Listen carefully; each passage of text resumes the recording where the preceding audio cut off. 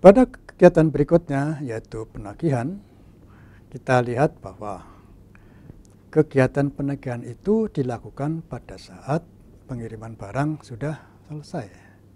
Oleh karena itu tadi pada waktu pengiriman barang, staf AR akan terlibat. Dan setelah mengetahui bahwa barang sudah dikirim, maka staf AR akan menginisiasi penagihan kepada pelanggan, kepada store, kepada toko pengecer. Oleh karena itu, kegiatan penagihan ini mempunyai dua internal agent, yaitu internal AR staff dan eksternal toko pengecer. Selanjutnya, kegiatan yang penting adalah menerima pembayaran. Menerima pembayaran ini tentu dilakukan oleh staf keuangan pada saat menerima pembayaran dari toko pengecer. Nah, tentu pada waktu menerima pembayaran, resources yang akan berubah adalah cash atau uang, yaitu uangnya akan bertambah.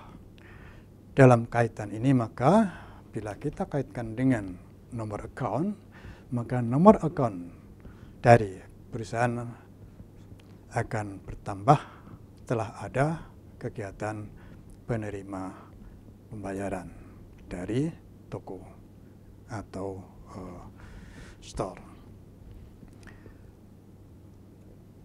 Pada proses bisnis pembelian atau purchasing, di sana ada 4 kegiatan, yaitu purchase atau membeli barang, atau memesan barang kepada supplier, kemudian menerima barang yang dipesan itu, kemudian menerima invoice dan diakhiri dengan disperse atau melakukan pembayaran. Perhatikan pada gambar berikutnya bahwa kegiatan purchase, kemudian receipt and check, kegiatan receipt invoice dan kegiatan disperse harus kita urutkan sesuai dengan proses bisnis yang terjadi di situ.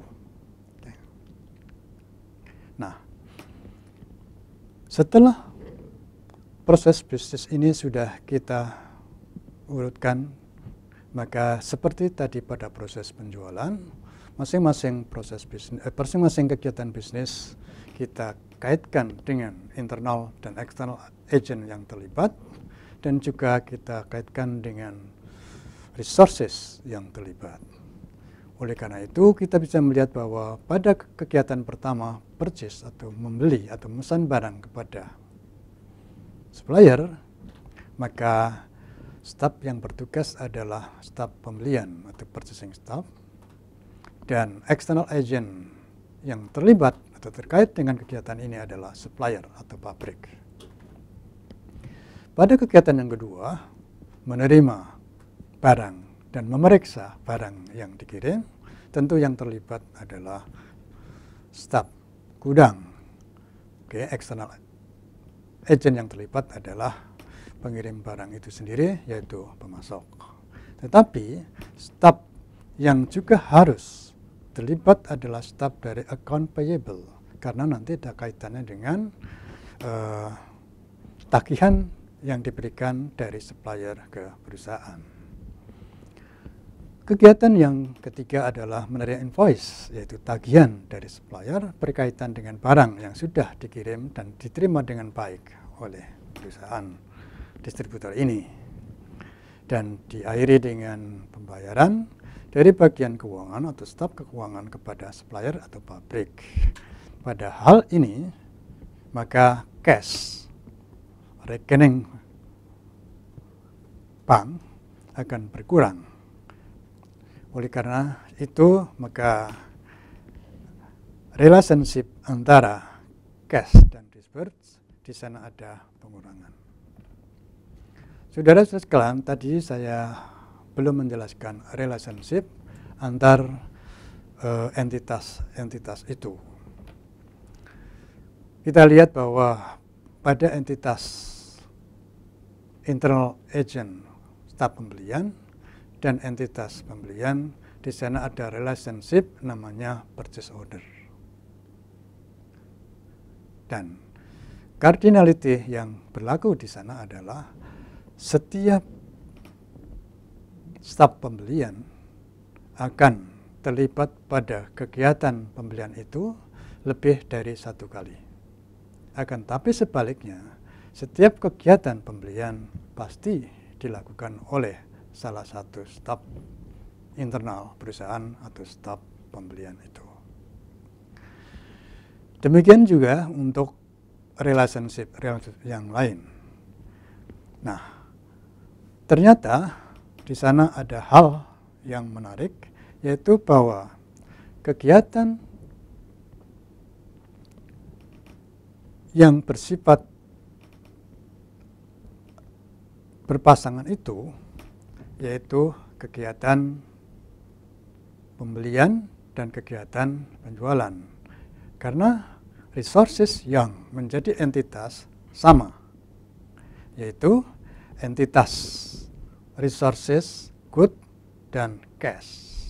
Nah, untuk kegiatan-kegiatan yang bersifat duality, yang satu beli, yang satu jual, maka kedua diagram ini bisa dipasangkan. Kegiatan-kegiatan penjualan ada di sebelah kanan dan kegiatan-kegiatan berkaitan dengan pembelian ada sebelah kiri. Mengapa itu diperlukan? Karena pada saat kita merancang database nanti, banyak entitas-entitas yang sejenis, misalnya staf penjualan, staf pembelian, staf gudang, staf finance. Dalam rancangan database nanti bisa kita jadikan satu menjadi staf saja atau karyawan atau employee. Nah, satu hal lagi yang penting harus kita perhatikan adalah entitas link, yang merupakan link antara dua entitas yang mempunyai kardinalitas many to many.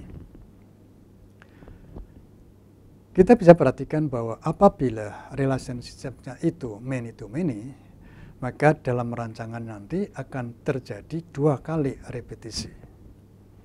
Nah, 2 kali repetisi ini dari sisi kiri ke sisi kanan akan menyulitkan pada saat perancangan tabel atau database. Oleh karena itu, untuk menghindarinya, setiap relationship many to many, kita buat entitas baru yang kita sebut dengan entitas link. Pada contoh ini, entitas memesan barang dan entitas barang relationship-nya adalah jual. Memesan barang akan berkaitan dengan lebih dari satu barang. Demikian juga entitas barang akan berkaitan dengan 0, 1, atau banyak kegiatan memesan barang. Oleh karena itu, kita bangun atau kita create entitas link di tengah, kemudian kita sebut dengan link antara memesan dan antara barang. Nah, perhatikan setelah adanya link itu, maka relationship-nya akan menjadi satu dan banyak dan satu.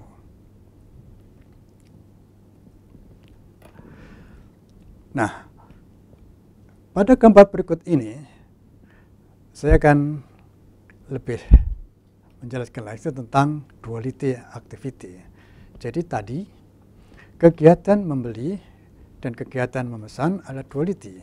Oleh karena itu, kegiatan ini bisa kita pasangkan. Dan apabila seluruh kegiatan dipasangkan, maka terjadilah gambar yang lebih komprehensif antara dua proses bisnis yang berpasangan. Jadi, apa yang harus kita lakukan adalah combine all. Artinya kita kombinasikan semuanya yang ada pada kegiatan-kegiatan yang berpasangan. Kemudian berikutnya kita ambil keuntungannya ada tuh merge, atau kita kumpulkan entitas yang similar menjadi satu.